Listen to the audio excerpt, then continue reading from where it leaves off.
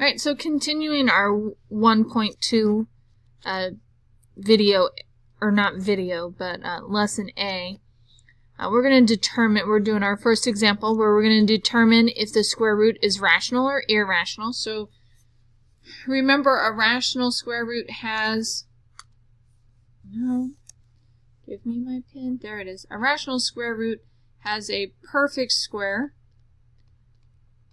in the radical sign, whereas an irrational root does not. So not. So perfect, probably should add square to that, and not perfect square. You should have a list of perfect squares all the way to 225, which is 15 squared. So this will be easy to look back at that list. So I'm going to look at A. We have the square root of 9. So I have to ask myself, is 9 on my perfect square list? And the answer is yes. And so that means the square root of 9 equals 3, which, sorry, the cat keeps attacking the computer. Which means that this is a rational square root. Here we have the square root of 6. If I go back and look at my perfect squares, so I'm going to click back so that you can see, I go down this column, I have 1, 4, 9. We skip 6. And so 6, since 6 is not a perfect square, this is going to be irrational. And then 5, again, we went from 4 to 9, so 5 is skipped. So this is going, C is going to be irrational. I'm looking at D. 9 is our next one, so D is irrational. Because 8 is not a perfect square. And I could sit there and type the square root of 6 into a calculator and show the decimal, but really this is the easiest it comes. Is it a perfect square? Is it not a perfect square? So 3, when we go back, we go from 1 to 4, so 3 is not a perfect square, so it's irrational. When I look at this square root of 4, and I go back to our perfect squares, well, there it is, 4. Because the square root of 4 equals the whole number 2, this is a rational square root. 7, well, 6, 5, and 8 were not because we went from 4 to 9, so 7 is also irrational. And we go from 1 to 4, so square root of 2 is also irrational. And I want you to kind of pause and look and mentally answer this question for yourself, or you can write it down if it will be helpful for you. My question to you, do you believe that there are more irrational square roots or rational square roots when we go through our number line? If I were to make every number a square root, or the square root of that number, are more of them going to be rational or irrational? And I want you to think about that, and then you can come to me and check your answer later. So example 2, we're now going to determine if the decimal is rational or irrational. So remember, our definition of rational means that we can have a terminating or a repeating, repeating decimal, whereas an irrational is not those, right? Because ir meaning not.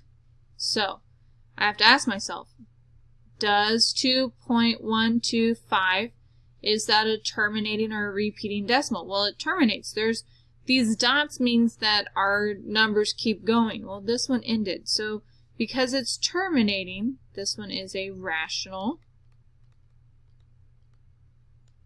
number. So now I'm going to look at this one, 2.1111, and then we have the dots to continue, and so that would be equal to 2.1 repeating, which means it's a repeating decimal, which means that it is rational. So then I look at my next one, and I get 2.01, 011, 011, 01111, and it tells me that this pattern is going to continue. The question is this a repeating pattern? So you got to kind of think about it. Yes, we have 0, 1, and then I have 0, 1 again, but really it's 0 with 2 ones, and then 0 with 3 ones, and then a 0 with 4 ones. So this is not repeating. As much as we want to claim that it maybe is, and yes, it is a pattern, but it's not repeating.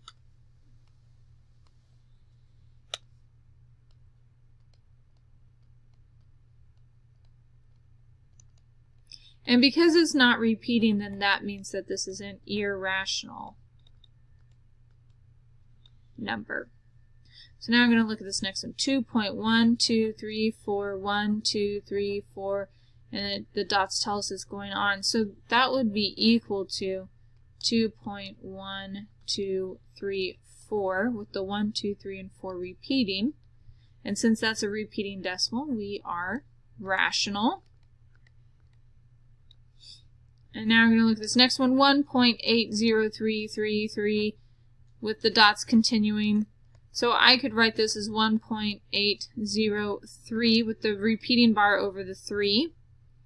And since we had that repeating, it is a rational number. And so those are things to keep in mind. Rational versus irrational. Is it terminating? Does it repeat? If it does either of those, then it's rational. If it's a no to either of those, then it's irrational. So if you're wanting yourself some questions, question 1 is,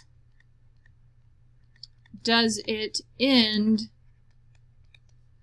Question 2 is, does it repeat? And so then you basically, the reason does it end is first is because if it ends, then automatically it's rational because it's a terminating decimal. If it doesn't end, then your next question is, does it repeat? Because then that's if it doesn't end, then it's either repeating or it's non-repeating, which makes it irrational. And if it's repeating, then it's rational. So if it's a yes to one of those, yes to either,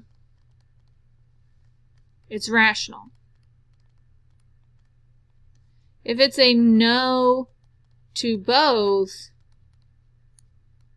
it's irrational. And so that's the way you tell the difference. And so then that's the end of our lesson on exploring irrational numbers. And we'll see you in the next video.